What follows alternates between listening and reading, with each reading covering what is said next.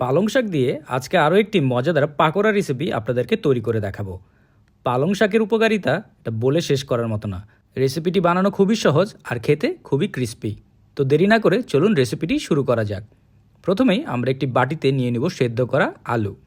এরপর এই আলুগুলোকে আমি কুচি কুচি করে কেটে নিব।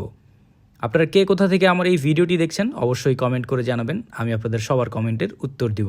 কাটা হয়ে গেলে দিয়ে দিব পেঁয়াজ, কুচি করে কাটা কাঁচামরিচ, ধনিয়া পাতা, সামান্য লবণ, এরপর দিয়ে দিব আদার গুঁড়া, রসুনের গুঁড়া, চাট মশলা, চিলি ফ্লেক্স।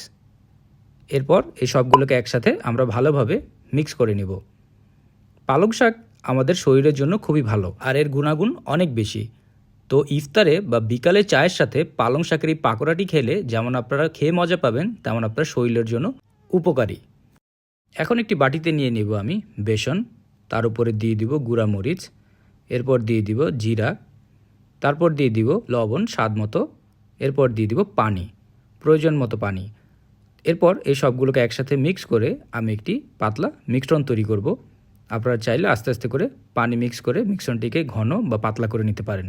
এরপর আমি নিয়ে দিব ফ্রেশ কিছু পালং শাক। দেখতেই পাচ্ছেন বড় বড় পালং শাকের পাতাগুলোকে আমি কেটে নিয়েছি। এরপর এই পাতাগুলোর উপরে আমি দিয়ে দিব আলুর মিশ্রণটি। আলুর মিশ্রণটি খুব ভালোভাবে আমরা পাতার চারিপাশে লাগিয়ে নিব। লাগানো হয়ে গেলে আমরা অন্য আরেকটি পালং শাকের পাতা এর উপরে দিয়ে দিব।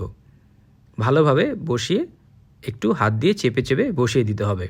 হয়ে গেলে আমরা একে নিয়ে আমাদের বেসনের মিক্সচারের ভিতরে ডুবিয়ে নিয়ে আসব।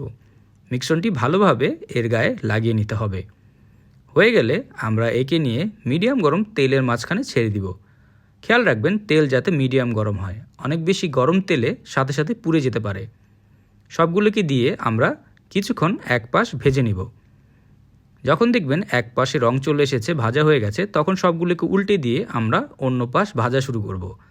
আমরা ততক্ষণ পর্যন্তই ভাজবো যতক্ষণ পর্যন্ত এর গায়ের রং গোল্ডেন ব্রাউন কালার না হয়ে যায়।